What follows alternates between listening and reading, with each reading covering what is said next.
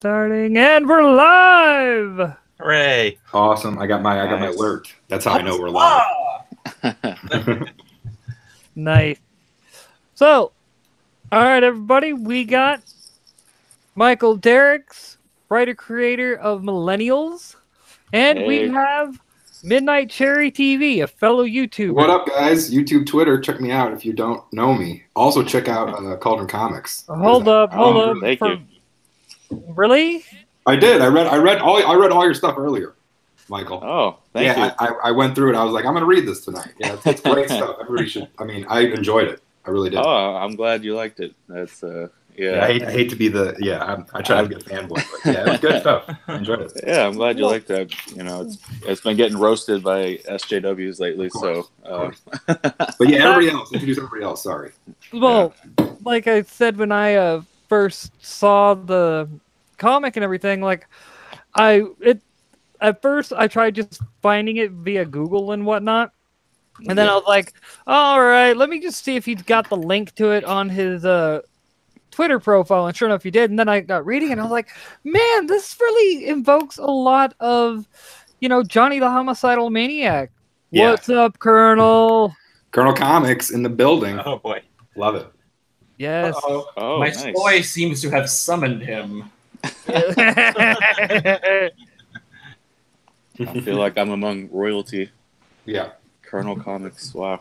Me and Colonel are boys. We go back. Oh, we go yeah? back long ways. Yep. Is he Australian? Where is he? He's New Zealand. It's a secret. I try not to reveal that. Oops. His secret It's supposed to identity. be a secret. Yeah. My bad. I hope it is. No. I accidentally, though, started my Discord, so I'm trying to be like, hurry up and launch so you can Hilarious. closed out Discord.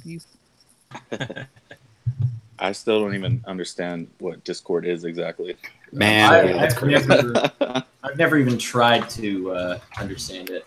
I got on it the other day for the first time, and it's a little much. It kind of freaked my phone out a little bit, honestly.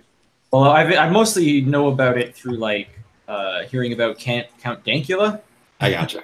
Yeah. and he's telling me it's full of trap porn and scat porn. And It's a I'm lot of just crazy stuff. Yeah. Well, No! it depends on the Discord. If you are in, or I should say, it depends on the server. Like, if you're on someone who has that, then yes, you're traps beware. But if you're on, for instance, mine, it's mainly just wretched jokes and things that would make a sailor blush. Exactly. Well, here's what's crazy to me is I'm in the South, and in Atlanta there is trap porn would be something completely different here. That's gangster rap, drug dealer pornography. That's what trap porn that's what it was originally to me, and then the internet taught me otherwise. But that's that's what it is. It's a trap. Yeah, exactly. It's a trap. Yeah, I've seen more. I mean, can you even say trap? Are you allowed to say that word anymore? But I think so. I've seen more of that on Twitter. Since joining Twitter, I joined in April, and it's just I guess a lot of anime accounts follow me, and I like to follow people back usually. Me too. I'll check their Twitter to see if there's not anything too heinous on there. So yeah, but ever since following some of those anime accounts, I see a lot of that stuff. So Oh yeah. Well, there was this one account because they did some Z-Raw art because I love that. I think it's that's hilarious. Yeah. And I followed them, and then at one point I was just like, it was a really bad idea because I didn't really check through the rest of their Twitter. So I didn't know that they were prone to drawing a lot of trap and furry shit. I thought it was maybe just a one-off because they were just in on the joke. And then I shared it with my girlfriend without having vetted it, and then looking through it, I was just like, oh, maybe I should not have shared Gotta this. check that.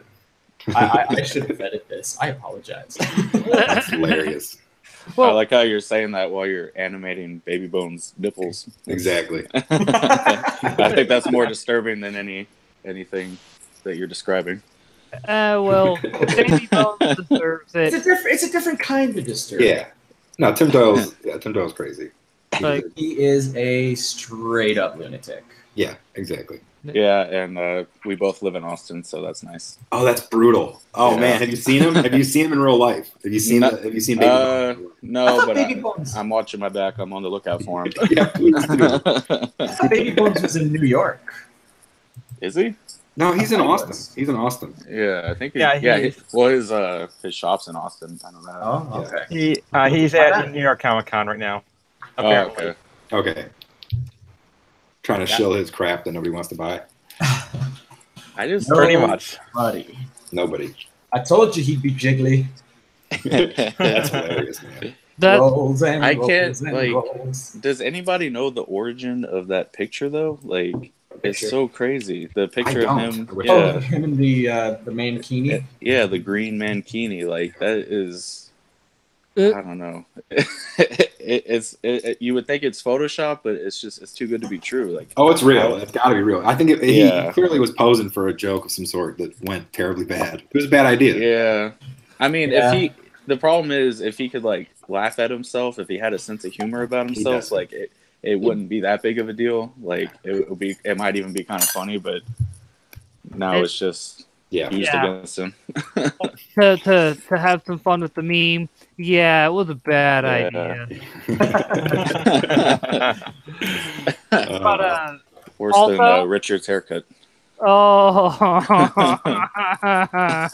just got a haircut today, but I have I a need a good haircut. hair. I have a good hair cutter. So Did you get the ya boy? No.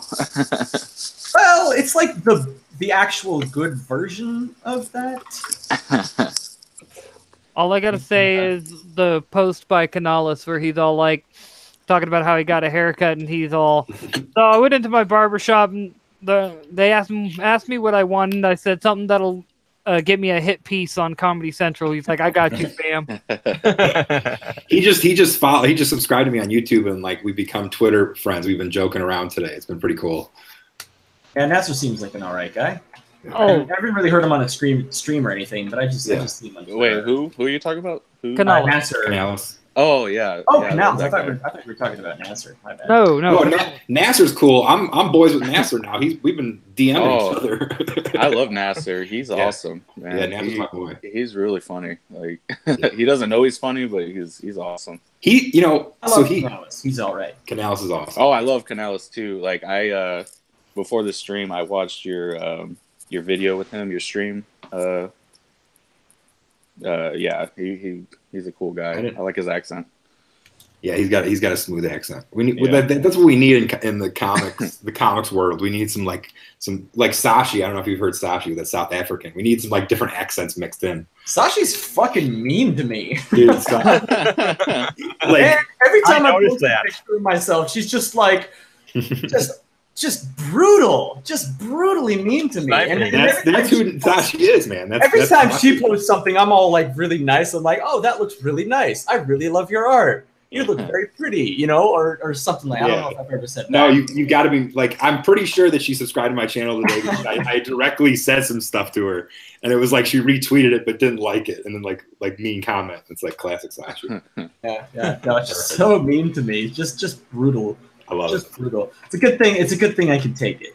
Yeah, maybe that could be your niche. Your niche, like that could be your thing. It's like just like getting ripped on. Yeah. First Hey, time I you got just first time I got ripped on in like a YouTube video, I was just so happy. I was just like, oh, I've Awesome. made it. Getting roasted. That's great. Yeah, like my webcomic getting roasted by SJWs is like the best thing that ever happened to me. Of course. the views have just blown up ever since. You're on Media Mind, bro. As soon as an SJW roasts something, that just tells normal people that it's probably good. Yes. Yeah, pretty much. Oh yeah. Well, see, the thing I find funny is the fact we don't have SJWs that try to mess with us. I'm like, I think it's because they know that the minute they show up here, Yeah. we will be like, oh, thank you. We were bored. We needed a plaything. But Yeah. real quick, sup Emissary, sup Ninja, sup Mecha. What up, That's guys? Good to see you guys. Hey, everybody. Got a couple people in the chat already. That's pretty cool. Oh, yeah. most of these guys, if they can catch my stream, like they will. Like unless it's something like, you know, the big dogs or Yeah, exactly. Yeah. most of the Somebody's getting an ego. I got a bunch of retweets and likes when I shared it, so there's definitely some people in here. Hey, we got Star don't View on Star. here. Nice. Yeah, we got good people. Yeah, definitely. No, I'm not saying to be an ego. I'm saying these guys, if there's nothing better going on, they will tune in. That's what I'm saying. Definitely. Josh is messing with you. Like always. I'm always messing with people. Josh is always joshing. I just have the heart of an entertainer. Waka. Maybe that's No. why Sashi goes after you. Yeah. All right. Nah, either way, and to touch on Mike's comic, like that, the thing that surprised me is, like I said, when I started reading it, like at first I was like, all right, it's just gonna be one of those comics where it's gonna be one-sided, almost, if you will, the SJW side, and then immediately takes a turn to the other side. And it's like, well, Yeah. Well, my favorite one so far was the what was it, Catfish? That was pretty funny. Oh yeah. I thought that was some Black Mirrors. Like that's what that felt like to me almost. Oh, really? Black Mirror, it was like Now, I was like, oh, guys, okay. as somebody who has no idea what we're talking about, Please. and because there might be some people in Tell the us. chat who also don't understand what we're talking about, please tell us, what are we talking about? Perfect. Please do. Okay, Give so us the rundown. So Millennials, it's called Millennials. It's a webcomic that I just launched. Basically, I thought, in the past few years, we've been having like a lot of discussions about, oh, these damn millennials. And, I'm a millennial myself. And it's like, Yeah. Me too. people seem very obsessed with like categorizing people in generations, Yeah. So I was like, what if I just like literalize that generational conflict and like kind of just put it in webcomic form? And I call it a satire, but really it's just, I'm just going for laughs. And the plot wise, it's about contract killers in an alternate America. And Okay, that makes sense. That doesn't yeah. sound very millennial. That's kind of awesome. Well, the contract killers are millennials, so Yeah. yeah. And So they're not very good at it, is what you're saying. some of them are, some of them aren't. But they're gonna get themselves into some trouble with the older generation, let's say. So if you hate millennials, Generation X will be making an appearance, and then of course we'll have a baby boomer in there too. So. Right on. So, speaking of, if you don't mind a little bit of a tangent, speaking of, I saw a funny tweet today that reminded me of. I saw somebody said like violence is bad. I think it was actually Count Dankula. He said like we should never advocate for violence in response to somebody who got arrested for trying to hire a contract killer to murder somebody. And then somebody's like going after him for like saying, "Oh, you're such a snowflake" or whatever, like trying to make him to be a bad guy, him out to be a bad guy for calling out like hiring somebody who got arrested for trying to hire a hitman. Like, that's insane. That's what the point where we've gotten to, where now the left is openly advocating for political violence and like shaming people who do not. Crazy. Yeah, no. Yeah. And it's for the dumbest reasons. Like that was the joke in like the first chapter of my comic is a girl hires a hitman to kill a guy who catfished her online. Yeah, that's hilarious. That's what I was laughing at originally. Yeah, there we go. It's like, it all comes back around. Yeah, exactly. Well, my whole thought on that is, I like how he just kind of showed up and started having a conversation with the guy. Yeah, like it wasn't I'm going to kill you and leave. No, he showed up, tied the dude up, and was watching TV while just bullshitting with the guy. Yeah. got something to eat, brought the dude a drink. Yeah. Dude was like, "Oh, sweet, da da da da da," and then, "Oh, wait, that drink I gave you? Yeah, you're gonna have a bad day." And for everyone who hasn't read the comic, links in chat so you can check it out. Oh, thank you. Hey, Michael, do you have a screen share on from where you're at? I have no idea. I'm using the app. I'm on my iPhone, so I got you. Yeah. Well, Get that pop Can up you- in chat. Can you do that on your iPhone? I think I can. Let me see if I can pull up this comic. Okay. Is that showing up at all? I saw. Yeah, there it is. Yeah.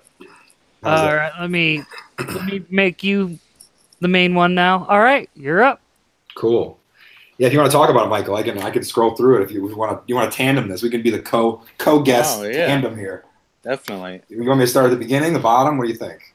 Yeah, sure. Yeah. And here's the thing, like the whole point of like me even doing a webcomic is I'm a writer, like, and Me too. I like my dream, I want to be a comic book writer mostly. Like I have ideas for novels and screenplays and all that, but I just love comics so much, and the onus to even do a webcomic in the first place was like, because it's so hard for a writer to, work with an artist, because especially it could be very expensive to hire an artist. So I was like, Oh yeah, exactly. yeah, and it was like, and I wanted to get something out there, so I was like, you know what, I'm just gonna do it myself. Like, even though I don't have the best artistic ability, Sorry. if I just watched some. I used to draw when I was little, so Sorry. oh, My bad. I thought I had the screen correct. Oh no, it's okay. Yeah, No, no. and yeah, so I was like, Hilarious. I kind of just started getting into drawing again, and I was like, you know what, I'm just gonna draw something myself and see what happens. So yeah, I'm glad that that was my hope, was that at least the story would shine through. I know the art is kind of crude, but I think it has a Actually, certain charm to it. It's kind of cool. It reminds me of. I'm trying to think of who it reminds me of. I've been trying to think of for the last couple hours, but I like it. Probably Johnny the Homicidal Maniac for me. Yeah. I can see that. But for me, I think the art actually lends itself to the story very well. Thank you. I kind of agree. I feel like, because like some of the criticisms I've been getting are like, oh, it looks like it was drawn like on a fifth grader's notebook, and I was like, yeah, that I like that. I like the sound of that. That sounds very charming. And if it looks like it was drawn like on the back of fifth grader's notebook, I mean, that kind of goes with some of the themes that I'm working with here. Like, Yeah. It's called Millennials, and what are millennials if not obsessed with the past, obsessed with nostalgia? I mean, I'm a millennial myself, and I recognize a lot of the criticisms that our generation gets in For sure. myself, and so I want to explore those ideas. In this That's comic, actually so. like my channel. That's kind of like Midnight Cherry. That's like my whole thing. I'm kind of like, we need to kind of look at the past and then move forward. Yeah.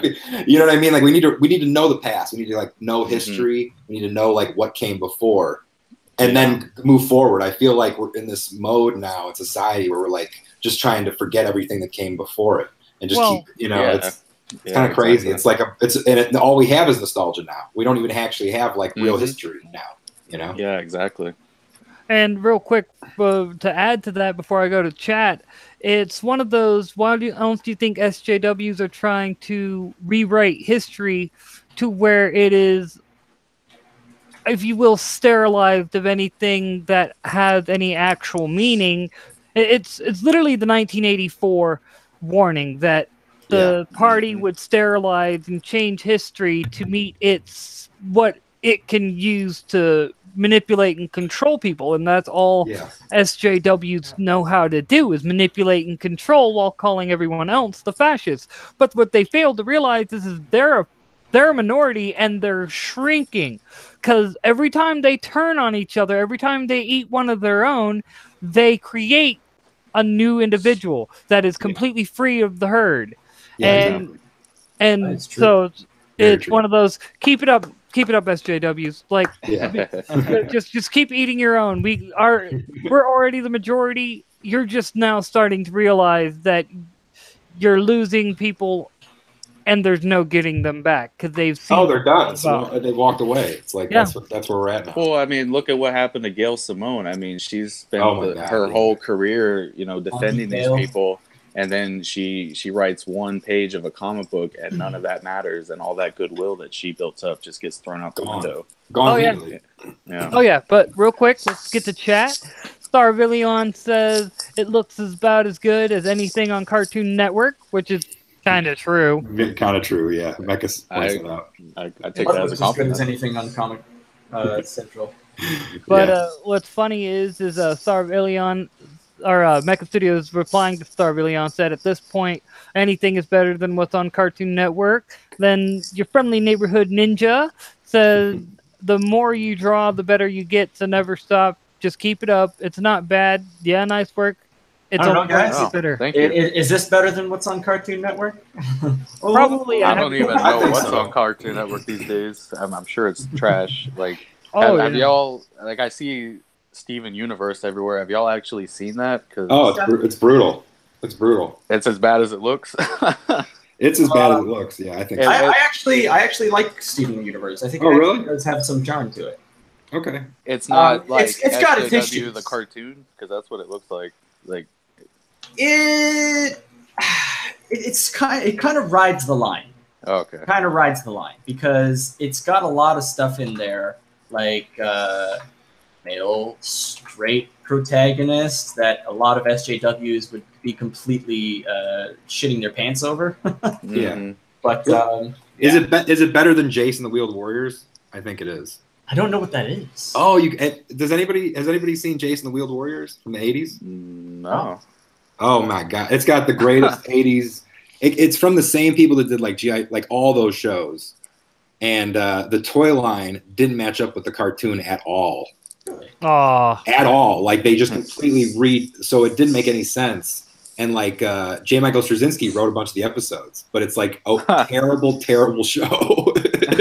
It's the animation is like it's the intro alone. Everybody after the show should watch the intro. It's pretty funny. That sounds Okay. great. What is it called again? Jason and the It's called Jace, Jayce, Jace and the Wheeled Warriors. Jace and the Wheeled Warriors. Okay. Yeah, it's ridiculous. Well, If in my comic, I actually put when the killer is talking to the catfish guy. Yeah.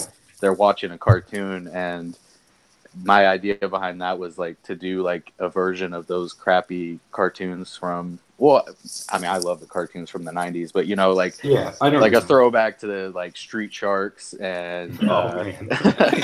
stuff like that. So I was like, what would my version of that be? Like, what is the dumbest like property from the *90s that never existed?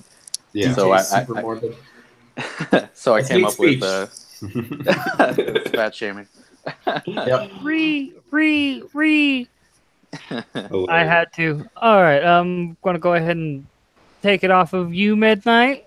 No problem, please, thank you. There's art I thought was pretty cool. The DJ, I thought I wanted to leave it on that for a little bit. I thought it was pretty funny. Yeah, and Yeah. that took forever. Like, I wanted to come up with like a ridiculous DJ name, but like the first 20 names that I Googled already existed. Like every DJ name you can think of is already taken. So Oh man, if anybody wants to be a DJ, good luck with that. Because that's funny. luckily, DJ Super Morbid wasn't taken. So Oh yeah. Ooh. And Yeah, DJ super morbid. and it's funny because some of the comments are about it was like, let's see, Mecha Studio Space Lesbians for Kids. Starvillion is like Uncle Grandpa. I know it's unfavorable, but the term SJW is totally whack now. So 2013. that I actually kind of agree with. I that. kind of agree with that too. Honestly, it's kind of like that's what I think we need to create a new term. Can Meeting of the Minds create a new term that'll make them even more triggered? Is that possible? Clownfish TV tried to come up with a new term, and it was I love those just utter cringe. What was it? Utter cringe. What was it? I think I erased it from my mind. What was it again? It was really lame. Fringies. Fringe? What? Fringies. Fringy? Fringy. Fringies. Okay. I mean, I don't get it. I don't Because they're on the fringes. Oh. I gotcha. You know what though? I don't think there is much on the fringe as we'd like to believe. I think they're pretty mainstream at the moment. Well, the main. But the thing is that social justice warriors is what they call themselves. Yeah. That's literally the title that they give themselves and that they actively call themselves. Well, I think there's so many people that are SJW adjacent that like think the term is negative that aren't SJWs at all, but they're like their best friend is. So it's just like, and it's like those people, those are the ones walking away. Those are the ones that are going to keep walking away and kind of joining us, I feel like. So we got to kind of accept them, but it's like, man, the term SJW, it is pretty old. It cracks me up. We'll just call them communists. Exactly. Commie wannabes. I mean, that they would take that as a compliment, but you know. Yeah. Well, they always kind of like obfuscate history by saying, "Oh, real communism has never been tried." They always just like dismiss it by saying, "Oh, it's not real communism." As soon as something doesn't work that they advocate for, "Oh, that wasn't real thing I'm advocating for." Yeah, but even real communism, real socialism. But even their like ideal version of communism still sounds really bad. Oh, it's yes, it does. It sounds horrifying. Well, it's one of those. They put themselves in a situation where they can't walk it back now because they've clung to that ideology for so long that that's all they have. That's their entire identity. It's we got to tear down the bourgeoisie and return power to the proletariat, but they failed to actually take into account that. Want to know where Stalin, one of their greatest heroes, was when the actual revolution happened? He was drinking tea. Yeah, even though he said he was attacking the capital with the rest of them. No, he was drinking tea. And I'm one of the few people that honestly not few, I think it's a fairly common belief that Stalin killed Lenin so he could seize power. I believe that. I can believe that. Kept the one who was supposed to take power over the Soviet Union and Lenin's death out of the Soviet Union so he could maintain power, and then had him killed. I think it was Trotsky that he was supposed to... That was supposed to take power because he would have done what he would have kept his... Go ahead. What's crazy is so I come from Polish immigrants that were actually in Russian camps, like communist camps. Like my grandmother was like a 15-year-old in a Russian camp. So to me, I've gotten so many arguments with young communist friendly people that it's gotten tiring at this point. It's so ridiculous. I've been in a job where a shared computer, a young kid that was working there, a bunch of us, he put a Stalin artwork on the computer desktop background. Thought that was cool. And it was why am I having this argument in the 2000s? This is insane to me. This is insane to me. People want to talk about, people want to talk about, Trump getting elected by the Russians. We could talk about, 30 years of people all over the country getting elected by Russians. If you really want to get into it. So it's that's where I fall in. I'm kind of an anti-communist Russian. I go back. It's they're, but I mean. So what you're saying is McCarthy was right. Hey, I mean, when I was 12, I was like the kid getting in arguments at class, being like, McCarthy. I mean, these guys, you should go after him. Come on, guys. Listen to me. All I know about McCarthy from school is he was the guy that went after communists. So he sounds all right in my book. I don't know anything more than that, but. Well, the one. I don't like McCarthyism because there was a lot of people that were innocent, completely innocent, that got caught up in that. Yeah. But at the same time, it was a necessary evil because, look what happened to America. The minute McCarthyism died, we had a pretty much a infiltration through our academic institutions that where they got these Marxists, pure and simple, into the schools, and basically those Marxists indoctrinated, and it didn't happen overnight. They had to nudge, and only the students that were really intuitive to it were the chosen ones that would be when that professor's getting ready to retire, and that kid that they were with from the time they started, as a freshman all the way up to getting their PhD to be able to be a professor, like mentored them throughout all that. They're like, oh, I can vouch for this kid. He needs that position. And so that's what it really... Well, I mean, has everybody been in here in college? Have they had the college experience at all? Yeah. Yeah, barely. Like, okay, I mean, hey, any college counts, But I feel like, I mean, I fought this battle. I mean, I refused to shake my dean's hand. That's how hardcore I was. Nice. But I feel like to me, it all comes down to the theory versus the actual production. I feel like we've gotten so far away from people actually produce anything, and it's just become so theory-based that it's like nobody actually knows how to do anything. I mean, it's like, I feel like it even goes deeper than the politics and sort of the identity politics. It's like, no, nobody knows how to do anything anymore. You know what I mean? Like, creativity is kind of like, that's why we're in this community, is like, because Michael's doing stuff creative, Josh is doing stuff, you know what I mean? Like, people are doing stuff that's creative, and we don't see it enough, Yeah. Well, I think it also, I think that has a lot to do with the fact that there's the colleges and like the people within the colleges have created a stigma against trades. Like there's like this idea that like, oh, if you're a plumber, that's a bad thing, because it's like, why?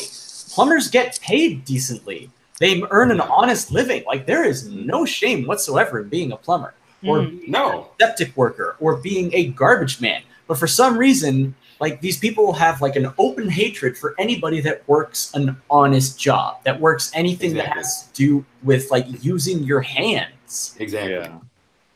Yeah, well said. Yeah, well said, definitely. Man. I should have gone to trade school. A lot of people should have gone to trade school. I want to go to KOTOR school, honestly. I keep looking in this corner and seeing seeing Bob over here with the. I saw something about like people, like parents sending their kids to like getting them Fortnite tutors. Like, have you guys seen something? I heard something. I didn't hear the whole thing. That sounds really stupid. I just saw some headlines. I didn't actually like read them or anything. I was just like, what the fuck? I didn't really care. But like, is that where this is going now? Yeah. Is that where we're going? Is like people like it's either I get a job in being famous for something online, or it's bust. You know? Yeah. Is that where we're going? Like, right? Wow. Yeah, like what? Yeah, exactly. Like, get a haircut and get a real job. Get it together with your big brother Bob.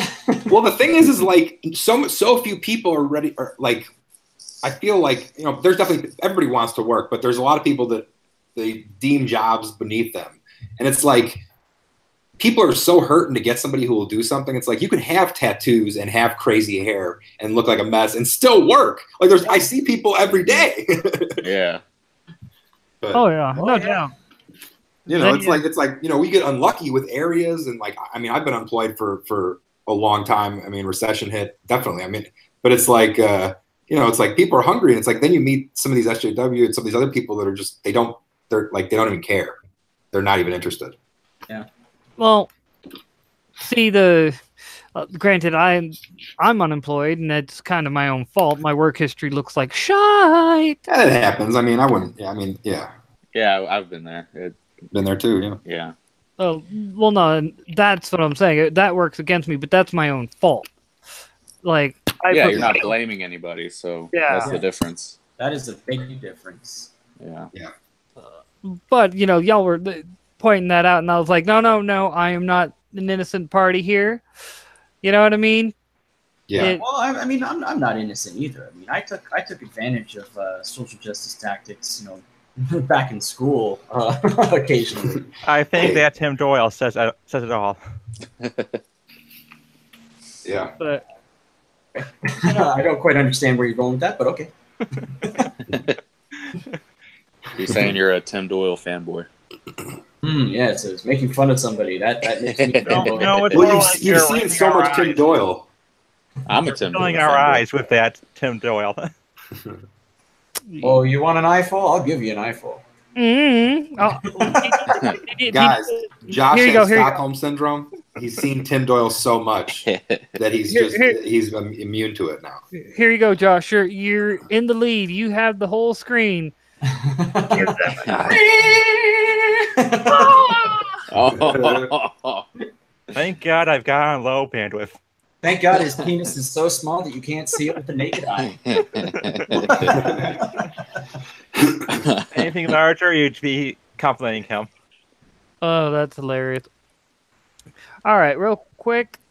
I'll be right back. So, Josh, you take the lead. How dare you?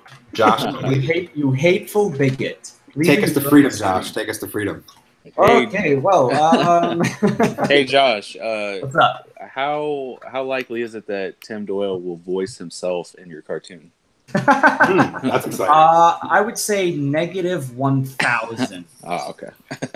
I have a sneaking suspicion that he probably wouldn't approve of how we're portraying him. But he has no idea because he has us all blocked. True. And he I wonder if probably he is aware of your cartoon though. I mean, I'm sure. He'll probably only be aware of it if like DNC or somebody retweets it. That he Yeah. wants to block I mean, he- because he's hate following them. yeah, he has everybody blocked, but he probably has like another account that he watches everything with.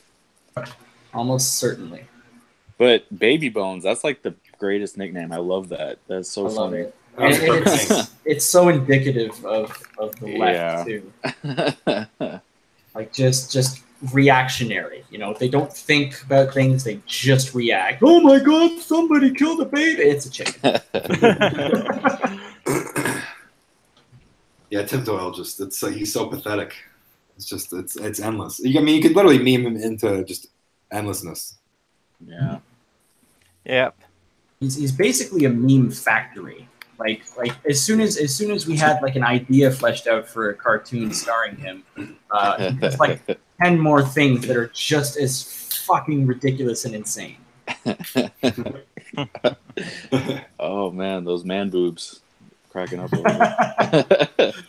Oh yeah, them some prime rib. Do you have nightmares at night when because you're animating that all Oh, day no, and then no. I I am- think he's desensitized. Yeah, that's the thing is I'm not very squeamish. It takes a lot to get Yeah. to me. Hey, Midnight Cherry, you did that video for the war campaign, right? I did the war campaign video. I also did a couple other like fake commercials for Nasser, Stardust, and okay. Cyber Frog and Red Rooster too. And, Okay. World Class Bullshitters too. I did one the other week. Hey man, Yeah. we'll have to you'll have to do a little bit of compilation with Manimation sometime. Hey, I mean I need you to make be in a stream and make some hilarious content, and I can edit it up. Absolutely. create Yeah, some Twitter drama or something, YouTube drama. Context moments. Yeah, the war campaign video is really funny. Thank I'll have you, to check yeah. out. Yeah, definitely. I'll have to check out the Nasser stuff too. Yeah, because Critias is in the chat, I believe. He did Detective Dead, and Cecil and Nurkic kind of ripped on them both. So I kind of threw both of their artwork in a video with the audio, kind of like as a joke together. So Wow.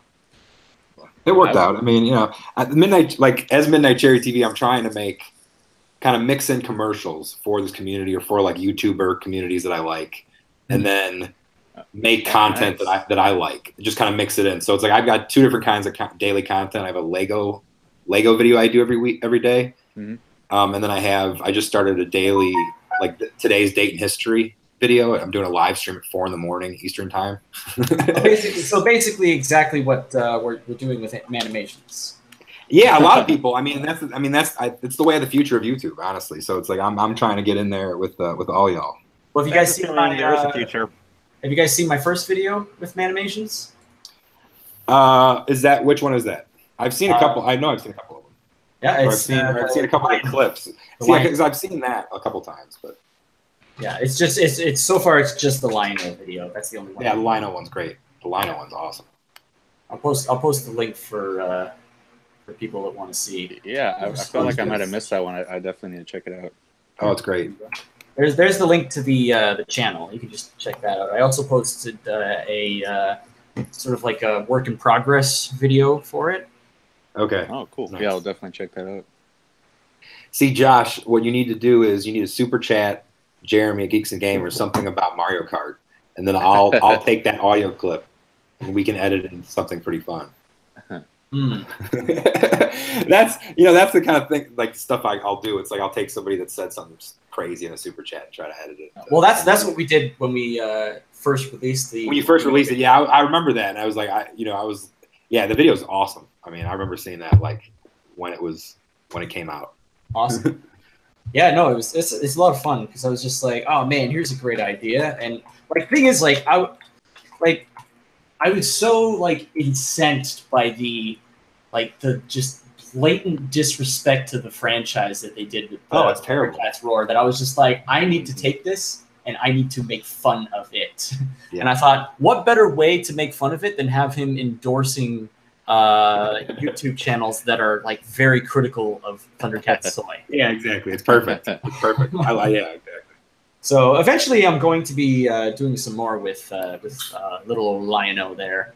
Yeah, so if we find someone that's really raging against Thundercats Soy, then let me know, and I might have to put something together. That'll be funny. That'll be great. Yeah, I mean, like for me, I like Thundercats, like, and a lot of people don't like Thundercats, or they have things against it. I mean, I'm a Retro Blasting fan. I don't know if you guys watch that YouTube channel, but he's kind of anti-Thundercats. But I like Thundercats, and I grew up with it, and I think it still holds up. Like as a cartoon, you can show it to kids, and it honestly still holds up. Like it's not one of the shows you need to reboot. Yeah, it's true. You know? Yeah, Matt. The 2011, the 2011 series is great too. Yeah, that's the point I was making. And the thing that I find funny is that it didn't get a second season. I'm like, whoa. That's because there was no toy sales or advertising. Yeah. It only had one season? Yeah. Yeah. Oh man, that's crazy. Oh, Critius in the chat here, he's saying that he has a Thundercat video that has 7 million views. That's crazy. Man, you'll have to send me a DM with a link to that. Hey, Critius, you gotta hit me up. I'm surprised I haven't seen that already. Yeah, no kidding. But, and once you have that, share it in the chat, like the Meeting of the Minds chat, so we can all see it. yeah, So Critius says it was the leaked WB version. gotcha. I'm not sure what you mean by that. Was that was that the like the thing that they uploaded? Yeah, Where and then it's like, yeah, I think he had a scoop and he like kind of put it online, and he got it online first. I think is what he's saying. okay, cool, right on. Man. And just because obligatory, kitty. Nice. Yeah. Critius, if you want to take mine and just like put that up on your channel or something, feel free. Like that's the thing with our videos. Like just put it up and have a link in the description to my channel. I don't care. Spread it around. That's what I want. I want this stuff to just be out there. Like Yeah, exactly. Well, that's because we're all like, you know what, for good or bad, you talking about our stuff is still you talking about our stuff. And sometimes exactly. Any press is good press, depending on, how you look at it, because people are still talking about you.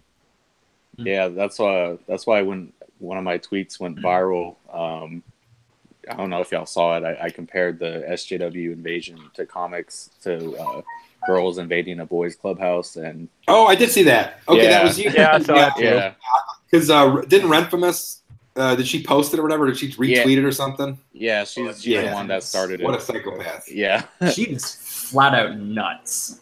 Yeah. I don't engage with her. I don't either. No. I muted her after a while. I was just like, she's so disingenuous. Like there's just no honesty in her entire being. I posted one meme to her. She had a thread up, and she called Diversity in Comics Dickie. She was like, and Dickie does this, and it was like the start of her paragraph. and I just put a meme from Fight Club of Meatloaf that said, his name is Robert Paulson, and I put his name is your boy Zach, and it's like bam, and it's like she didn't say anything, she didn't respond to it. I got like 20 likes out of it, but it was like that's the only way I'm gonna respond to her is just memes that I'm just gonna leave on her wall occasionally, and that'll be it. Is it? Do we know for sure if that's even her in the picture? Like, I feel like it's just. It's Mark Wade. Come on, guys. Yeah, like. Actually, I actually did do a little research on that because of the fact that I was curious myself. Mhm. And yes, apparently she actually is a cosplayer. She has a cosplayer from the chick that was the fucking something versus the world. I can't remember the Scott Pilgrim versus the world. Yes, Scott Pilgrim versus the world. The chick that he ended up leaving the Asian chick for, but then he got back with the Asian chick. That movie was confusing. Yeah. I didn't think it was that confusing. I just thought it was morally gray. It's just like here's this guy. He's going out with this girl and just like blatantly like chasing after another girl while in a relationship with this other girl. It's just like, like this is the message that we want to send to people. Cheat on your girlfriend. Yeah. Well, I mean, I love the movie. I think it's very entertaining, but like, that's the one thing that kind of bugs me about it. Is just like, if you wanted to have him chase after this girl, like just like not have him be in a relationship from the start. Yeah. Well, the point I was about to make is what do you expect? It's once again, it's far left ideology. It's the destruction of monogamous relationships. They're dead. They're dead in 2018. That's in my opinion. They're kind of dead. Monogamy is kind of dead. It's sad. It's real sad. Yeah, it's like no man really wants to get married anymore because let's be honest, all the women's magazines talk and sites and everything talk about how it's good to cuck your man and bring other men into the relationship and this, that, and the other. And it's like Age of the beta male. Yeah, and it's like, all right, it's one of those problems that have created a situation where men cannot willingly produce a child without fearing, is the child actually mine? Men cannot get married without fearing. Which for a lot of guys is pretty important. Yeah, exactly. Yeah. Like it's kind of the whole reason why we breed is to propagate, our own genetic line. Well, that's why I kind of feel I feel optimistic about the future because if SJWs aren't having kids, then that is true. That is true. Well, I have a kind of a different view. I'm one of those, your genetic material matters. You need to pass your genetic material on because of the fact that maybe you yourself may not be someone that important, but a descendant of yours 2-3 down the line could be the one that fixes all the problems in society by just creating one invention that, for instance, would take replicators, for instance. Let's say your descendant created that technology or FTL travel. It does so my whole thing is you need to worry about passing on your genetics because that is important. And on top of that, it creates what is known as genetic bottlenecking. When you have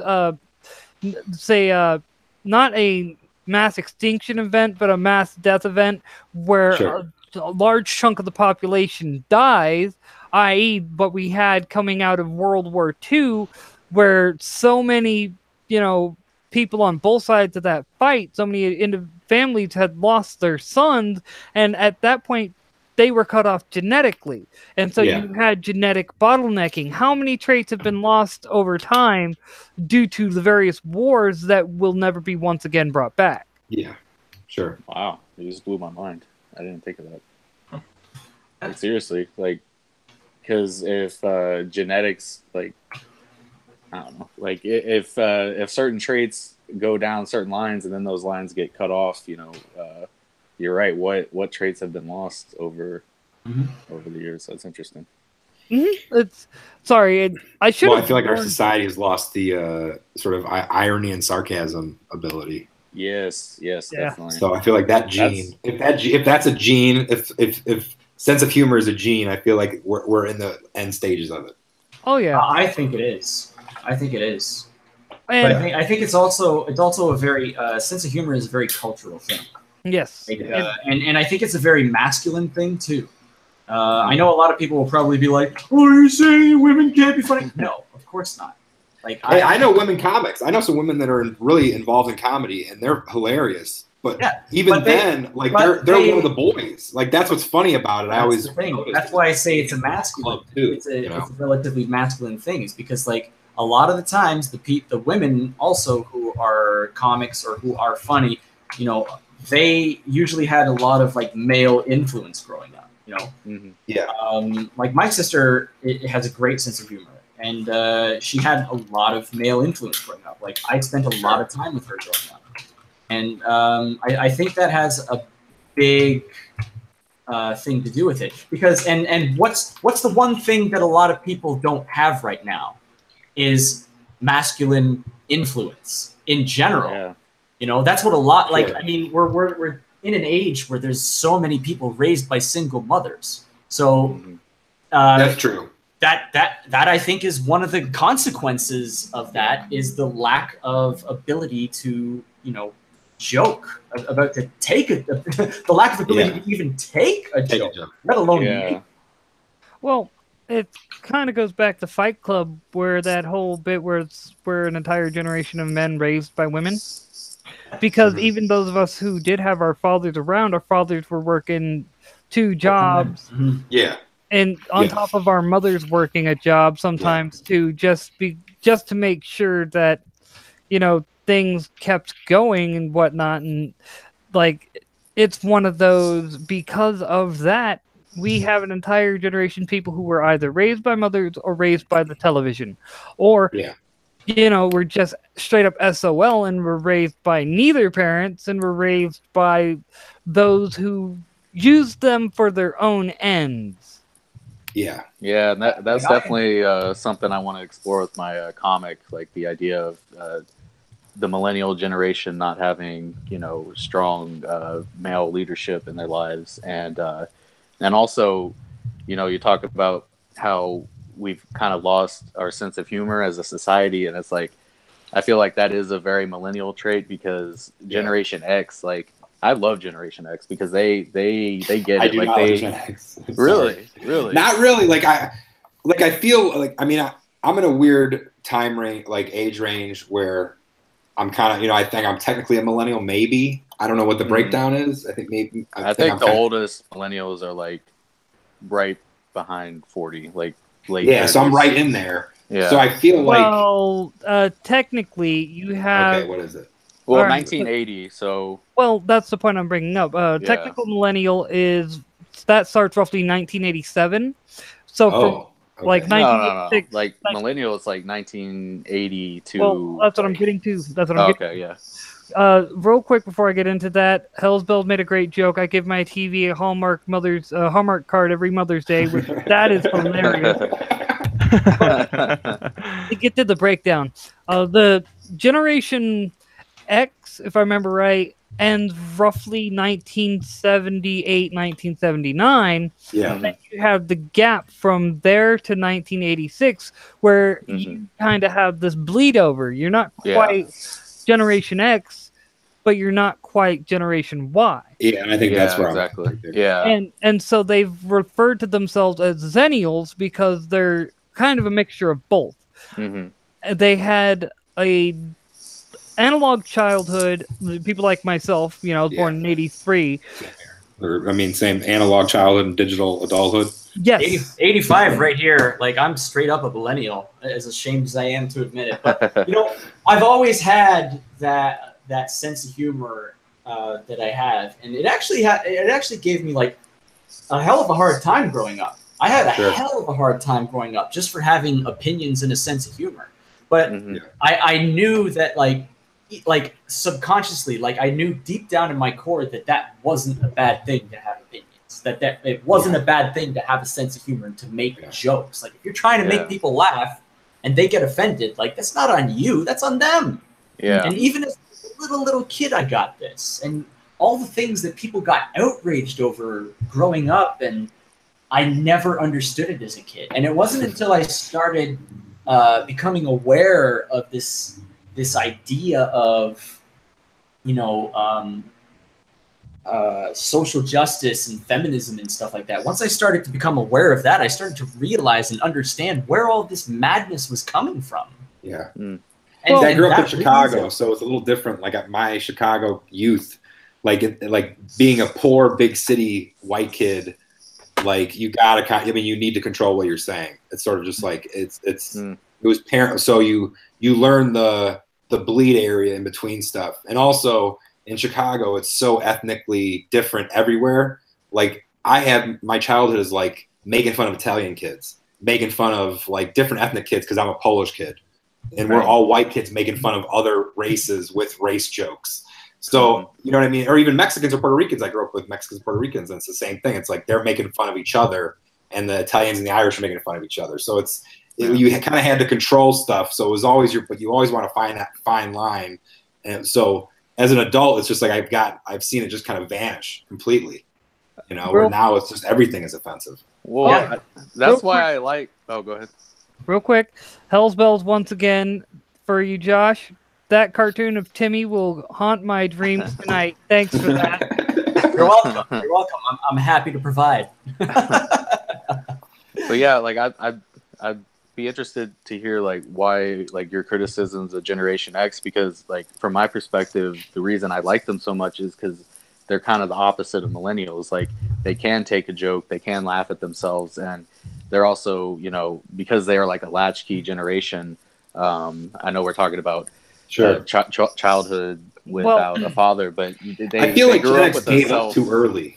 No, it's funny. I'm like ruling the roost of society. I feel like Gen X gave up on like the keys to the castle of like culture and society. And I feel like I like Gen X at its core, but in society, it's like you guys kind of fucked up.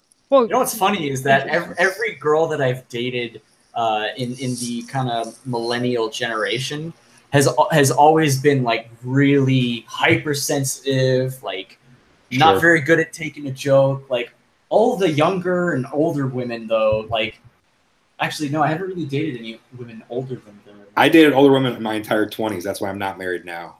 The, I literally spent my 20s dating divorcees who were in their 30s, and it. I mean, it was really fun. They were all awesome. I'm still friends with some of them, but now that I'm older, it's like, oh, you kind of screwed that up. Well, the best way to describe it is, and it's funny, Michael, that you touch on the whole Generation X kind of passing the key off. It wasn't so much that. It was there are a lot of people from Generation X who they are more or less there are a lot of far left ideologues who are SJWs, things like that. George Takei is a prime example of someone who's not even a Generation Xer, but is a far left ideologue and will agree with practically everything the SJWs say. And it's also why, if you really you see the people who followed him on Facebook and Twitter and everything going into Obama's administration and the rise of the SJW, and then now you see his numbers, like his followers and everything, dropped because it became so socially acceptable for you to push a identitarian belief needlessly. And to, like I said, to get back onto the Generation X thing, these were the kids of hippies. A lot of them were, raised by those who went to Woodstock and were a part of that Make Peace Not War. And though the hippies themselves, and a lot of the problems that we have in our society is a direct result of the hippies. And that's the problem. Definitely. They had a lot of good ideas, but they also had a lot of bad ideas. And instead of focusing on the good ideas as time went on, they started dropping the good ideas in favor of the bad ideas. Where they were accept everyone for who they are, man, which is perfectly fine. I have no problem with that. That's, the whole sense of, the Beatles, all you need is love type mentality Sure. was lost for in favor of heavy identitarian. And where the man was at one point the government, and these big massive corporations got replaced with the white man, a literal man, if you will. Sure. And now they side with these big massive corporations instead of actually looking at what it was supposed to be about. Like, I've been watching getting caught back up on my news lately because, like I said, when midnight jumped in, I was watching news, and I've been watching a lot of Tim Pool's various, I guess you could say, videos. Yeah. And he makes a lot of valid points where Occupy Wall Street originally had a lot of the more Ron Paul Republicans, a lot of people from the right there that agreed with them that we needed to get the money out of politics. Wall Street needed to be reined in and things like that. And then like 3 weeks in, the identitarians showed up and started saying, well, no, it's the white man's fault. And those people left. And instead of it being against the corporations and these big businesses and whatnot in Wall Street, it shifted from that, which was everyone agreed was a problem, to identitarianism, because that's what identitarians do. They come in and take over. And that the same thing happened with the Generation Xers and the hippies and whatnot. The identitarians got into that lot and took over, and all the hippies that had any actual, I guess you could say, integrity. Yeah. They kind of backed away slowly and were They like, all left. Yeah, they all. I mean, that's the thing is like, I mean, well, because it's like New York City. I mean, they're talking in the chat about New York City, but like, I mean, that's like the '70s. Like, you had all those hippies that kind of just they all like gave up. It's like, I mean, it's like you gave up all your like actual things that were worth a damn. Like it's. Well, it's like the hippies. Those are baby boomers, and they grew up in the post-war America, which was, great. Like, the economy was booming. Everything was, it's the classic white picket fence ideal America.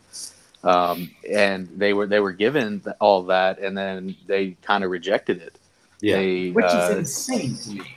Yeah.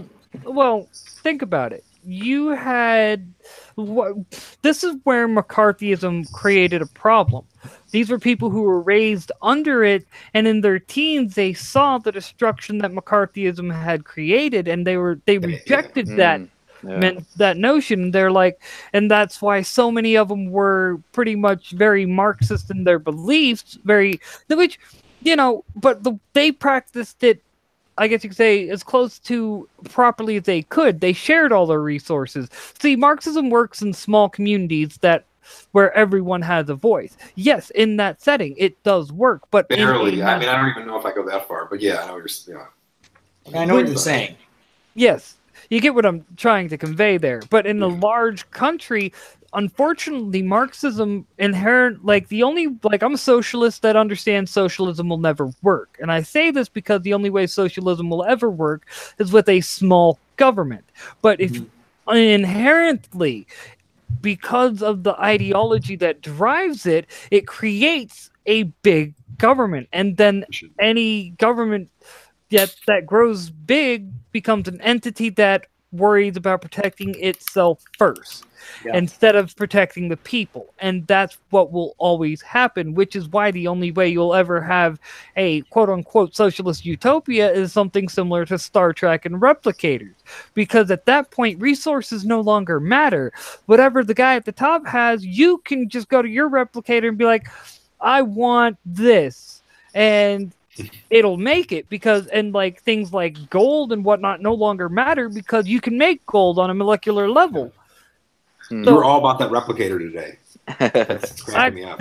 Like, I'm with you. I think it's coming, but it's like that's like the third time I'm like, man, now I'm starting to think about replication.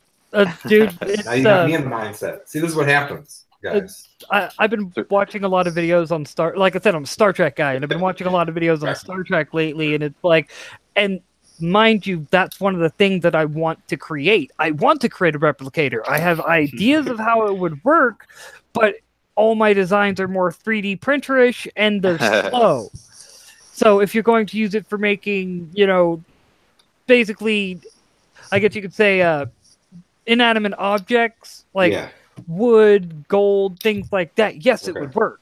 But for food, drinks, things like that, it would not. So I've been trying to work on a way to. Well, we're already at that. I mean, you can already replicate. I mean, food. I mean, they're already. I mean, that's the thing. Is like, That's why it's so hard to predict the future, because it's like technology is the X factor. We don't know how technology is going to interact with the society and culture and all that. Like it's so up in the air right now. Yeah. I don't know. I'm optimistic though, like, because I feel like I feel like day to day for me, day to day. I feel like optimist. Well, you're an optimist. Oh yeah, big time. Okay, cool. I'm more of a realist. If we don't find solutions to tomorrow's problems today, we will never find solutions to them. And I always have a problem with I always feel suspicious of people who call themselves realists. Because I find so often that people that call themselves realists are actually pessimists. See, I always considered myself an optimistic realist. Like I'm optimistic for myself, but society itself is still, like, I have no faith in society. I'm like, I got faith in like certain things in myself, and like, humans can overcome things, but it's like, society. What are you guys doing? Well, one thing that did make me feel better, things are so crazy right now. People are like, basically rioting in the streets, protests everywhere. But if you go back and you watch like old footage from like the 60s, like this stuff was happening back then. I mean, it's cycles. We're in a period of. Well, it was even worse back then, honestly. I mean, exactly. Yeah. And it just sucks that we have to live in this time period right now. But I don't know how long it's going to last. But these things go in cycles. So no, exactly. I'm all about the cycles. Yeah, I think everything. I think every culture, everything, entertainment, fashion, it's all cycles. Well, which this is except rap music. Rap music is not a cycle. It's all rap music is lame 5 years later to all rap fans. That's how rap music is a straight line that doesn't care about anything in the back. If you like old rap music, you're not cool. That's literally how it works. But that's a diversion. Sorry. No. According to Little Xan, anyway. Well, for me, it's funny you mentioned that, because the rap songs I like a decade, 2 decades ago, or I still like to this day. Oh, but me then too. again, I'm like that with all the music that I listen to. If I liked it before, I still like it. It's just, me too. Yeah. I don't stop liking something just because it's old. Like, I listen to Chumbawamba all the time. I get knocked down, but I get up again. I got my dad. That's actually the not their best song on that album. The Tub Thumping album is actually a friggin' masterpiece. Pretty good album. An awesome album. You ever heard the Len album with Steal My Sunshine? Remember that song? Yeah. The album for that is excellent. Like Biz Markie is on it. Like there's like a Kraftwerk song. It's not what you expect at all. I'm actually gonna look that up, because I remember listening to that song in the early 2000s. The rest of the album, I actually just revisited it just a couple days ago, so it's funny that you bring that up. That's funny. Perfect timing. Well, my whole thing is music is not like music died, if you ask me, back in like 13, 14 years ago. I'm sorry. Like, even metal, like, like Five Finger Death Punch is all right, ICP ended music because it went to the edge of music. Oh my god, did you guys see the friggin' furry ICP thing? That's Snake! What is that? Oh my god. Okay, dude. It's it's like the singer from Insane Clown Posse with his daughter, who's a furry. Yeah, and his daughter's a furry in a full fur costume, and they released a video together complaining about a furry suit vendor that sent her a suit that they didn't like. It is the Wow. cringiest. I'll have to check that out. I like ICP. Oh. I think they're appropriate as an edge of, they have songs about killing pedophiles. Like they're an entertaining rap group when you actually listen to them as like an edge of music. I appreciate them. I like them. But I gotta see that. That sounds. I've been a fan ever since I saw the Miracles video. That I watched that like 100 times. I'm gonna link it. I'm gonna link it for you because it is the cringiest shit I have ever seen. I'm a Violent J. I like Violent J, so that's a little bit disappointment. I just posted the link, so enjoy. It is. Yeah, I'll have to check Oh that my God, out. this is like peak cringe. All right, I'm telling you. Where- If you like where- cringe content, this is going to be your like. Mwah, like this is going to be like your creme brulee. This is. I mean, I this is watch gonna that be like Gathering, your the Gathering master commercial every souffle. year, and it's always good. So. Yeah. Snake Busters episode 1. Oh my God. Enjoy. No. It's one of those. Let me see. Gotta go through my CDs real quick because I'm gonna. I'll kind of bust myself out here. Why Are not? you a juggalo? That's give me a sec. Let's see. Forgotten Whoop, whoop. Freshness. Yep. Whoop whoop. Forgotten Freshness, Volume 1 and 2. Forgotten Down with Precious the clown One till you're dead in the is a ground. good album. Oh Don't sleep yeah. on that album. ICP Ringmaster. I, Carnival Carnage. Jump Steady's The Chaos Theory. Wow, Jump Steady. That's went deep. I can almost guarantee as soon as you see this Snake Busters video from the guy, you're probably going to throw all that shit out. You're gonna be like, you're dead to me. See, I read his book, and the thing is like he was molested as a kid. So I read his book. He's got a disturbing. I mean, he went through some horrible. I mean, he's like Nurkish. Like Nurkish is violent. Like they're both like traumatic childhoods. well, they both turned into have clown clowns. makeup too. So Yeah. That's my volume 2. I gotta be honest. Malenko. I like I don't know their music, but I just like I've seen videos of like ICP like interviews with them. They're pretty funny. Like No, they're hilarious. they honestly don't take themselves too seriously. Like I kind of respect them for that. one of like- my favorite ones to have, Hatchet History. Gots to have my Hatchet History, dude. I was always afraid of juggalos as a kid, though. Like they scared me. I Dude. wasn't. I mostly actually dated a girl that was a juggalo once, but I had no idea what that was at the time. But dude, most of us, you wouldn't even know we're juggalos, and that's the whole Yeah. point I'm making Exactly. by going through my. Yeah, y'all CDs, get like, a bad rap. Like I have more, or I have had more. Let's just say, CDs get stolen, lost, things like that. I had someone try to steal my Jump Steady CD. I was like, "No, motherfucker, you're giving me that shit back." But like, no, like for me, you'd never have guessed because everyone has this image of a juggalo that's we're like this. I guess you could say always fully decked out in hatchet gear and things like Workaholics. Yeah. The Juggalo episode of Workaholics described the way they can be Oh yeah. like It was still funny, but I agree 100%. like and the way they ended it where they made the joke like showing how crazy they can be and they're like nope. Yeah, that's kind of yes, you have the crazy ones, but that's any particular Of course. subculture. Comics. You have this. You have the extremes on all the sides. Yeah. And a And group. That's true. Yeah, and the whole thing where they got classified as a gang, that was messed up. Like, Oh, Yeah. it's insane. I almost went to the Yeah. march in Washington. I agree. That was really, really stupid. It's literally just a title for people who are fans of a band. That's all Yeah. it is at the end of the day. It's Like, insane.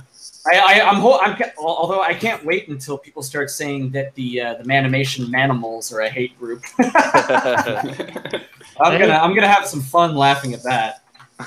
but the whole point is, see, if you even listen to the music even says we're not a gang, we're not fans, we're family, this, that, and the other, and they focus Yeah. on that. Like, I've been at a Twisted concert, right? Face painted out, doing my thing, and Juggalos just walking by handing out Fagos to people. It's like, yeah! Yeah. Strawberry Moon Mist. Fago. Strawberry Fago is the shit. It's pretty Moon good. Mist. I've never had a Fago. I need to try it. I go red pop. I go traditional red pop. That's It's a too good one unique. too, but I'm sorry, it's all about that moon mist, man. All about that moon mist. It's pretty good. It's a good Mountain Dew replacement. I'll take it. Yes.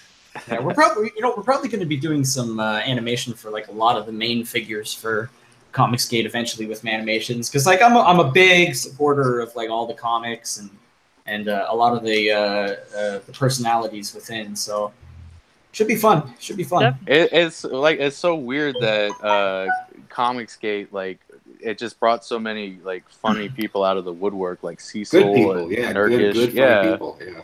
Oh yeah, yeah. it's like Cecil, like he should be a comedian. Like I love where Cecil. where did he come from? Like he's so funny, and it's so odd. Like his story, like his backstory. I don't know how much of it is true. Like being on Wall Street and all that. I Like, I believe find it. he's funny in short bursts, personally. what's that? I find he's funny in short bursts. Like the longer he Oh, goes, like the less funny he gets. Yeah, I know some people kind of. See, when he gets really drunk, like that's the thing. Did you see his stream with Captain Cummings, where Captain Cummings passed out? I did not. Oh my god, it's the best.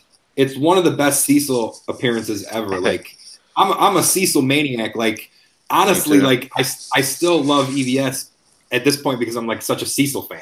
I mean, I still like Ethan, but I'm still an Ethan fan because of, like, Cecil. Like Cecil keeps me grounded in that little community. But like, man, I mean, that stream with Captain Cummings, like they keep going.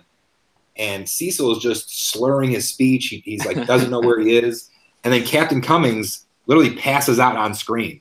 And and then Cecil's just like, hey, are you there? Like, all right, I guess he passed out. All right, see you guys. Like, it's hilarious. See, I can't stand Cecil, but, Oh, hey, it happens. Hey, that's all right. but it's the biggest reason why is his drinking, his heavy drinking. I don't. Okay, It's better than cocaine. It's better than doing cocaine all the time. Like, I'd rather have him. Well, he might fat do that and too. happy We don't and know. drinking than skinny, rich, and on cocaine. Like, it's better for America and Comicsgate. But that's fine. but well, the reason why is alcoholism has just wrecked my family on my mom's side. My mom's side as well. Yeah. And so I'm like, I don't really drink. Like, I will drink like once every 2-3 years, and it'll only be one night, and then I'm done. I spend the next like 2-3 days feeling like shit because I drank, and I I'm don't just drink like, anymore at all. oh, no, Yeah, I'm I good. never drink. And so, I smoke a lot though. That's not good. hey, But all I it is gotta what say it is my brand. what is that? I don't know. I didn't see it. But nah, dude. Yeah. Either way, I will say this though, it's getting like just under 30 minutes call time because Sporkman's having a stream tonight. Oh, very cool. Yeah, I'm Yep. supposed to be on there. I got one of his comics, the convention one. It's great. Like, I'm gonna review it at some point. I laughed. Oh yeah. Yeah. Like, It's good. see, that's part of the reason why I'm like, supporting of Sporkman, because he's done it. He's had his comic written, drawn, and out there for so long, and it's like people slept on it, and now this indie boom. It's like, dude, we have your back. We're going to do everything we can to get Sporkman the recognition it deserves, because the whole point of it is, like, the reason why he created that comic was because he was tired of the darkness of the 90s, and comics didn't really feel fun anymore. And it's like, I can respect that. Granted, I kind of liked a lot of the comics of the 90s and whatnot. I still The say 90s was some of the best comics ever. Yeah. correction, 80s Chris Claremont. That's all I gotta say. That's the goal. Well, the 90s was the Jim Lee run on X-Men, wasn't it? Yes. Yeah. Hey, Yeah, that was my jam. That was what I grew up with. That's what I learned to read on. yeah, I was early. Did you guys see Donald DeLay, his Twitter post, his drawing of the Pouch guy? You mean No. the pouch? Pouches, the pouch. Yeah, he does like it's like a tribute to Rob Liefeld, and it's just like basically Cable posing with the gun, but his entire body and costume and gun is made out of little pouches. That's hilarious. It's amazing. It's one of the like. I'm excited about his book with Nasser. I don't. Did you guys see about that? Yeah, I mean, it Brutus the Badass. Yeah, I think that's gonna be awesome. Actually, this is the first time hearing about it. Yeah, he's there. Nasser and him are doing a book. I think it's like November, December, maybe they're doing it. January, something end of the year. Yeah, No. and we definitely gotta support anything Donald DeLay does because Definitely. he put himself out on a limb Without a doubt. He did, Yeah, he did. so- And you know what? He's a great guy too. I've interacted yeah. with him a lot on Twitter. He's awesome. Mostly just back and forth with him on the pineapple on pizza debate. See, catch me up on that. I missed the whole pineapple pizza debate. It's like I feel like I'm out of the loop. Basically, Donald is on the side that it is an abomination and that you're a bad person if you like pineapple on Which pizza. you are. I agree. Wrong. And I am on the side that pineapple is the single best pizza topping that you can put on a pizza. I don't know about single. Way too far. No, not Way far. too far. I That's never eat pizza without pineapple on it. Where are you? Where are you in best the country? pizza Sick topping. man. He's in Canada, so you can't get him. Okay. He doesn't know what's going on. Well, Oh, I know exactly. I've said it before. I used to work at a pizzeria, man, for 3 years. In Canada. That's not a pizza. That's an Italian restaurant, like a fast food Italian restaurant that sells pizza. No, wrong. That's not. But, no, Straight up no. pizzeria. All I have to say is the only time pineapple is acceptable as a pizza topping is when it's in every Always. pizza with anchovies. That's the No! Yeah. Anchovies do not No. belong on anything. I think No. that's his point. See, here's the thing. Like Chicago, you can get Italian sausage and it's like real sausage. Like you go other places and it's like sliced like pepperoni or something, or it's like fake condensed. So you get Italian sausage mixed with spicy pepper, like a jalapeno, or they sell a thing called giardiniera, and then you put pineapple. So you get like sausage mixed with the spicy, mixed with the sweet, and it's like the best pizza you can get. So I think that it can work, but not by itself. By itself, you're playing a dangerous game. Yeah, a game called Heresy. Yeah, I don't think you should put pineapple on anything. To be honest, it's good by itself, but I don't want to mix it with anything. It's a symbol of hospitality. There's nothing wrong with pineapple. Come on. Pineapple is amazing. You know what's really good is Put it in millennials. Put people eating pineapples in millennials. Like devote a page to me just looking like an idiot eating a pineapple. I'll Isn't the big millennial food now avocado toast? So Well, yeah, and it costs $14. That's disgusting. unless you make it yourself, in which case it costs like 20 cents. Well, avocados are still expensive, even at the house. It's like I like guacamole. I don't really eat a lot of avocados, so Yeah. I couldn't tell you for certain. did they get up to Canada? I think it's from Mexico, so it's like you got to go through the whole country. It was like before then it gets stolen off the Oh, truck. of course, we got all kinds of avocados. Okay. All right. Well, that's good. I mean, I appreciate that. Yeah, pineapple is the greatest. Pineapple Fresh gate. pineapple, Pineapple fruit gate. pan, pineapple on pizza, dried pineapple.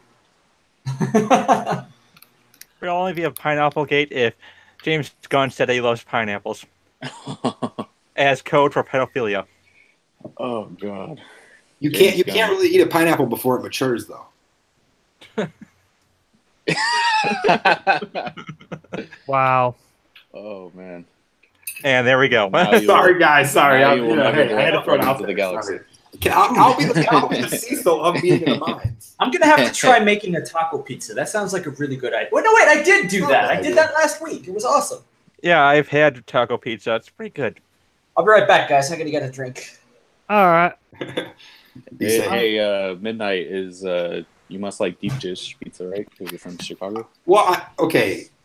That's a very complicated topic. I mean, I don't know. Is that a hateful stereotype? Or- Well, it definitely is a stereotype. Like Chicago thin crust pizza is what people eat all the time. Like people in Chicago still eat pizza regularly, like everybody else in the world or in America.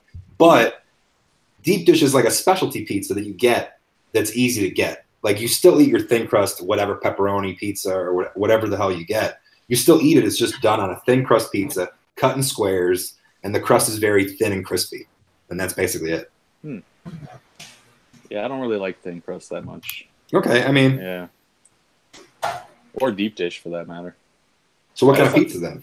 I just like a basic regular, cheese pizza. I don't like Like a that New York many style? toppings. I guess, yeah.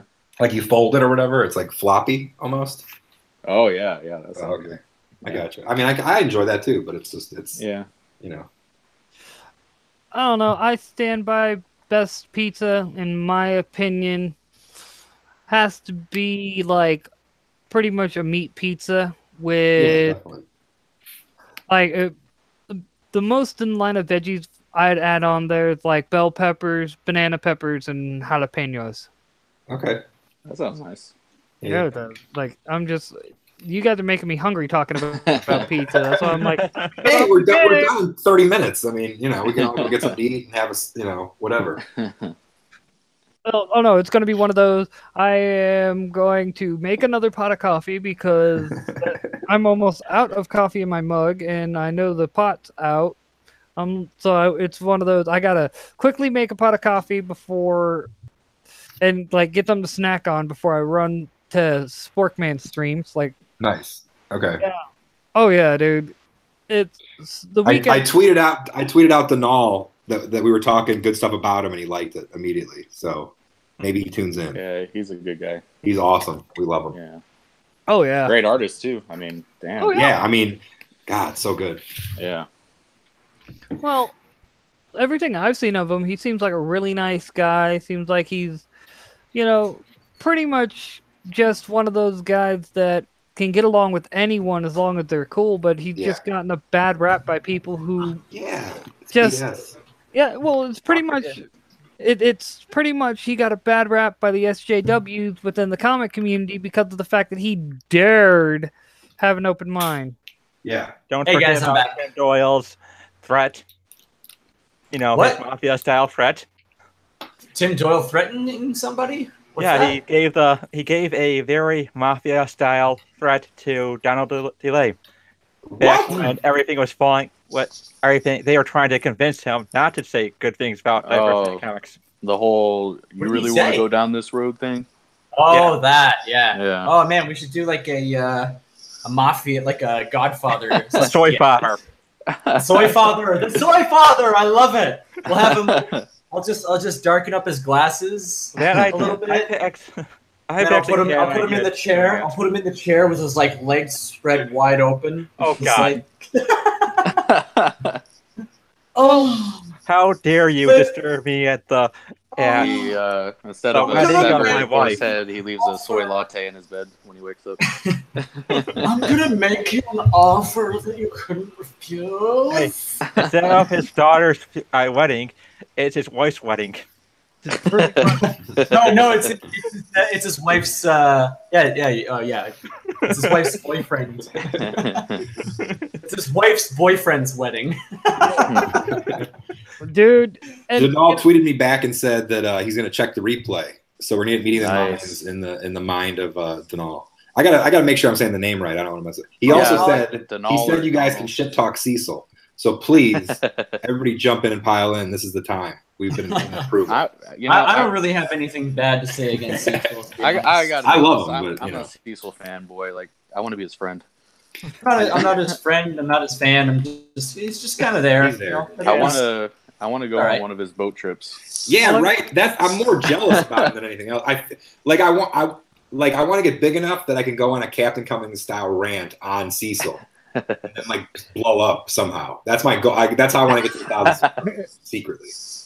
well, like I said before, my biggest thing is I can't watch him because has his heavy alcoholism. Yeah, no, and I hear you. Yeah, I get that. He's clean. He was clean for a month, and he did a bunch of streams. And I think if he had gotten a better response, I think he would have stayed clean. Yeah. Yeah. Yeah, I definitely would like him to stop drinking. I enjoyed to be him honest, still. but yeah, he's funny though. Yeah. Well, for me, like I said, it's that whole I don't support.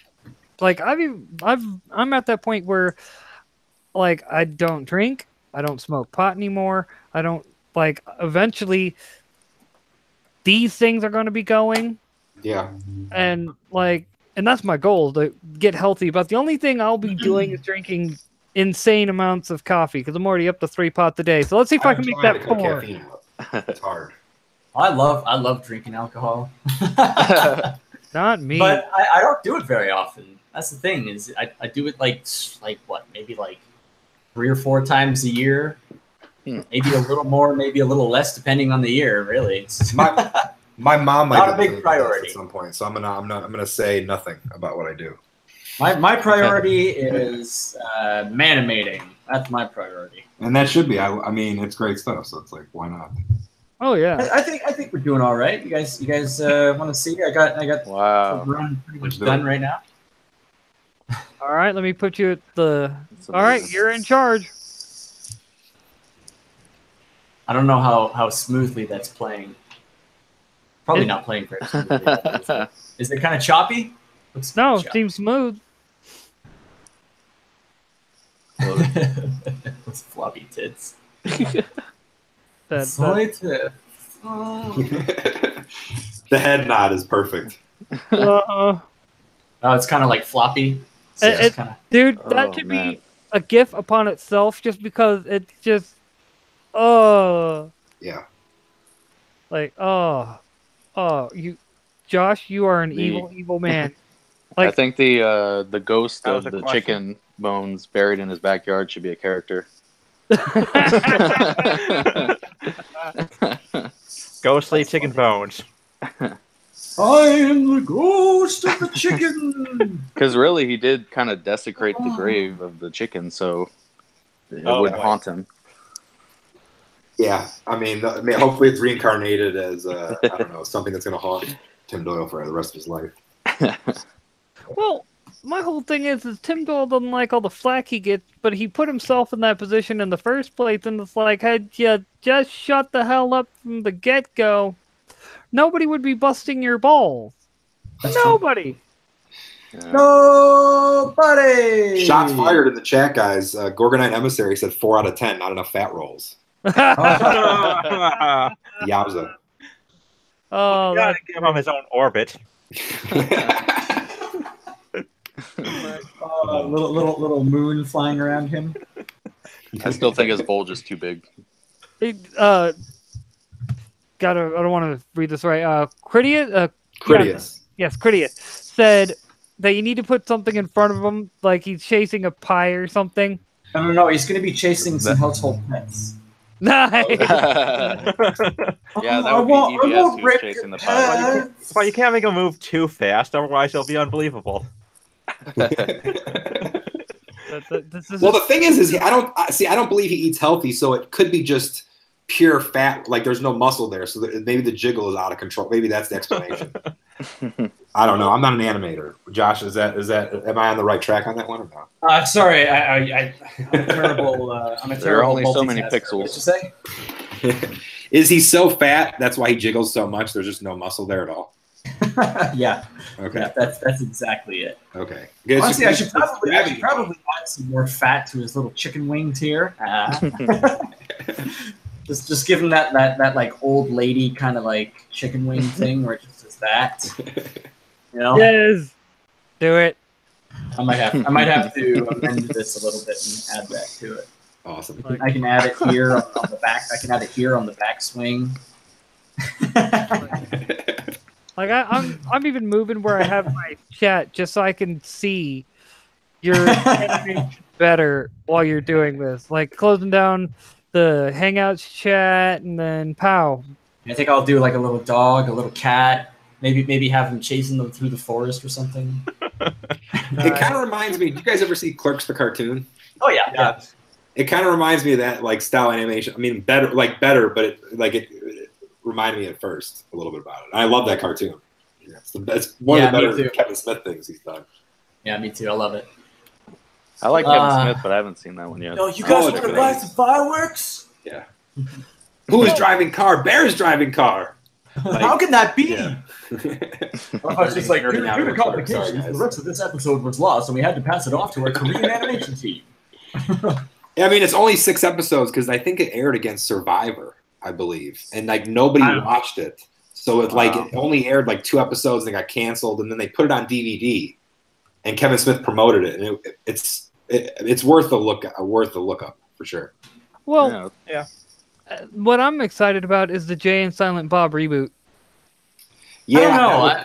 I hope If it it happens. does. I kind of want to see Kevin Smith like evolve past Silent Bob and Jay. I mean, I love Jay and Well, Silent Bob, but I mean, he did try with like Tusk and Red State. I don't think that was him trying to evolve. That was him like just I having actually- a joke. He tried. I think that's have y'all seen bad Red idea. State? I think it's a pretty good movie.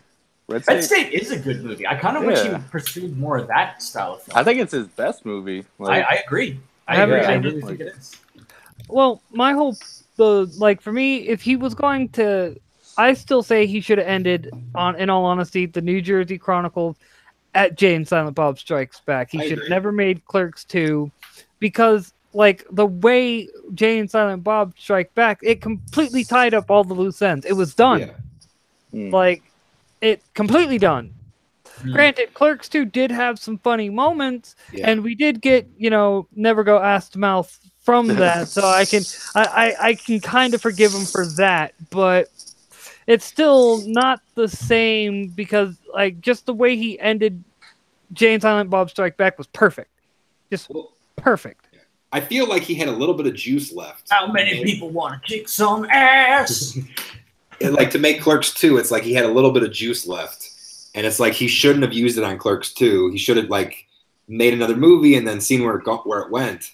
I But actually Clerks 2, really- I watched it. I was so hungry for more Kevin Smith that I went to see it. So I think Kevin Smith got a false sense of security, like, I'm still making good movies. And it's like, you aren't. You need to sort of readjust. I actually really liked Clerks 2. I liked it at the time. It doesn't hold. I rewatched it like 2 months ago. It didn't hold up for me personally, but that was just I tried watching it. I was like, oh man, I thought this was funnier. There we go. What do you guys think? I just retimed it. Oh, let me see it. Now he's a little more little slower. I figured he shouldn't be such a fast runner. He should kind of lumber. So now he's lumbering. It actually works better, I think, because now it makes his tits look even floppier. Yeah. But here's my thought on Clerks 2. It gave us a lot of great one-liners. Yeah, that's true. It had some good jokes. It's just, you would have figured for the follow-up to the movie that put him on the map, it would have been, he would have come out swinging. Like, take the first season of the Cleveland Show, all right? Sure. Kevin Smith played it safe, where he should have come out swinging. Yeah. The seasons after that, he was like, okay, I can get away with some jokes now. Let me come out swinging. Yeah. But by that point, a lot of people were already kind of let down because he didn't come out swinging. I think it was worth it for the Star Wars versus Lord of the Rings joke. That's still funny to me. Yeah, that holds up. That holds up still for me. Yeah. Also the I'm taking it back joke with the porch monkey thing. Yes. Oh yeah. It's okay. I'm taking it back. Yeah. I don't know what everybody's so upset about. My mom used to call me a porch monkey all the time. But see, even this is Randall, grandma. I think, was still at his best earlier. Like, I still think he was, like, I love him in Clerks 2, but it's like, I don't know. I mean, well, him in Clerks, the original one, is just, it's hard to beat for me. Yeah. Would you like to making fuck berserker? Well, for me, like, I have actually, like, had that whole there's only one trilogy, and that's the original trilogy, at a Magic tournament that I went to back when I would enter the Magic tournaments before Magic became all pretty much soy. And Sure. but Pedophiles? yeah, See, I'm more of a board game guy. I don't do the cards as much. I'm more like Twilight Imperium or like Catan and stuff like that. But well, the whole point is, though, I was like, come on, dude. I'm sorry, but my man Randall said it best, and I went on the whole spiel from Clerks 2. Like, that wouldn't have happened if we didn't get Clerks 2. Let's just be honest. Honestly, though, I think Clerks 2 had a really strong emotional core, though, about, like the whole friendship between them, and how yeah, I see that. how devastating it was for Randall for Dante to be moving away like he was planning. And I thought that was pretty powerful personally, as somebody who's who's loved and lost friends over the years, and that really resonated with me overall. And I can see that. But also the thing with being with the wrong woman, because I was in a pretty horrible relationship at one point for quite some time, and it was just like emotionally it was not good for me. It was actually incredibly bad for me. I was like massively depressed for years, and it took me a long time to get over that. And you got to find the right person, who's going to enrich your life, who's going to like make you feel good about yourself, but also who's just going to naturally like fit into your world. So let me ask you this, Josh. Do you think that Kevin Smith, when he got married, do you think that, like, I feel like that's, if you look at the timeline, like the more secure he is as a person, it's like, oh, he's doing these comic books, he's doing Arrow and stuff, and he's married and having kids. Like, it seemed like he kept getting more and more emotional with his work and losing his comedy. Like, do you agree with that at all? I mean, to me, I feel like Chasing Amy he was able to do it correctly. Like, you know what I mean? He's able to blend his style of comedy with emotional, kind of heart-pulling stuff, And I think a lot of that has to do with just aging in general. Like, as you get older, your priorities tend to shift. But also, Kevin Smith, if you've noticed, like, he's very firmly on the left now. And like the more I listen to him, like I used to listen to his podcast, Fat Man on Batman, religiously. Like him and Mark Bernard, and a lot of the time I would always be like, "Yeah, those are great ideas." But then I noticed a gradual shift, where their mindset started to get more and more politically correct and more social justice driven, and the show was getting worse and worse and worse, and I was agreeing with them less and less and less, and they were having less and less good ideas on it. Yeah. And I realized that they basically turned it into this social justice echo chamber, and I stopped watching it completely at that point. Yeah, I'm the same exact thing for me. I used to love Fat Man on Batman, and it became unlistenable. Like, I don't know. One thing about Kevin Smith, he tries to be kind of like apolitical, but yeah, I definitely did notice. I think a lot of that is Mark Bernardin, to be honest. Like, I think it is too. I think it is too. I think it might even be entirely Mark Bernardin. Yeah, But and I used to like Mark Bernardin too. But I did too. Yeah. You have good ideas, but you notice that I noticed one thing: the shift in Mark Bernardin and in the show as a whole happened when he became an official reviewer at a newspaper publication. I think it was the New York Times. As soon as he started working there, that is when the gradual shift towards this social justice echo chamber started. And it was noticeable. It was noticeable. That was the thing. And real quick, it's pretty much wrapping up time. So yeah. So I gotta get onto the Sporkman stream. So that's what I was like. And I got to be there too. So you do, okay? Well, yeah. I mean, this was a lot of fun. Thank you for inviting me on. Oh yeah, it's a lot of fun, guys. Good to meet you. Good to meet the both of you. Yeah, good to meet all you guys. Good to meet everyone. Yeah, definitely. So I guess real quick. Run away from the stream, Tim Doyle. Run away. I guess real quick, we'll start with Josh since you also got to be there. Yeah, sure. Well, I am Josh the Amazing Animator on Twitter, and you can find my Twitter handle is @MordenNight. That's @MORBENNIGHT. There it is in the chat. You can also find me at Twitter on Manimations. That's MAN capital Animations INC. And you can also find me at the Manimations YouTube channel. That's where we'll be posting all of our Manimation content, like our bouncing baby bones Tim Doyle. Right here. Coming at your pets live. Yes. All right, Matt, you're up next.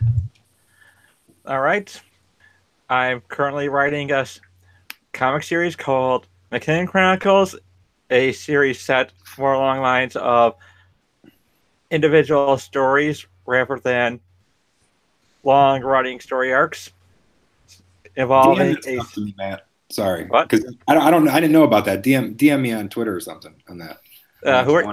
Your stuff. I want to check your stuff out. Sorry. All right, it's all right. Well, I've got some. Anyway, it's based around a Space Force officer named Maisie McKinnon, and I think people will enjoy it. Yeah, Alright. that sounds good, man. All right, All so right. who am I? Go on. Sorry. I was gonna pass it. I thought you were done. Well, I was just going to ask who I was supposed to DM. Oh, Midnight Cherry. Sorry about that. Okay, it's all right. all right, Michael, you're up next. All right. So I'm Michael Derrick. You can find me on Twitter at Cauldron Comics, and my you can read my weekly webcomic Millennials on my blog. It's called cauldroncomics.blogspot.com. Yeah, I'm pretty much only on Twitter, so just follow me there, and yeah. All right, Midnight, you're up. Awesome. Thank you. Yeah, I mean, definitely check out Cauldron, Michael. I mean, I enjoyed that stuff, and Josh, and Thank you. all you guys are. I mean, and I see Matt on Twitter, so I know we're Twitter friends. Yeah. So I know we fall kind of in the same circles. So, but yeah, Midnight Cherry TV is my YouTube channel. I do fake commercials mixed with daily content. I'm doing a Lego and a light fixture. It's a weird combination of Lego minifigures with a light fixture, and I'm on episode 15. It's a really bizarre show, but it's been pretty fun. And then every morning at 4 a.m., I'm doing a live stream for 15 minutes, talking about the day in history. So that should be pretty fun. And Twitter, 12 a.m. Cherry TV, the number 12. And on Twitter, yeah, I'm kind of the liberal Comicsgate troll to some degree. I'm always going to post something that pisses people off, but also kind of makes a point. So, but yeah, the YouTube channel is just more fun stuff. I'm trying to get my subscribers up. Daily content, multiple videos. So check it out. It's a lot different than most other stuff. I'm about to do comic book reviews in a week or two. So, but yeah, all you guys are awesome too. So I'm excited. This was a great show. Great show. Yeah, it's fun, and I'll definitely. Glad to have you on. Yeah, I'll Thank definitely you. No, subscribe thank to you. everybody. Yeah, thank you guys. Yeah. This is my first stream, so I hope I did all right. Oh, Yeah, you did mine too. fine. Yeah, you did great. Well, baby bones away. But Bye, Tim. and as always, I'm your host, Bob Dolbot. Follow me on Twitter at Brainiac420, and please help support the channel by donating to my Patreon. Whoop whoop. Later, folks. See ya. Later.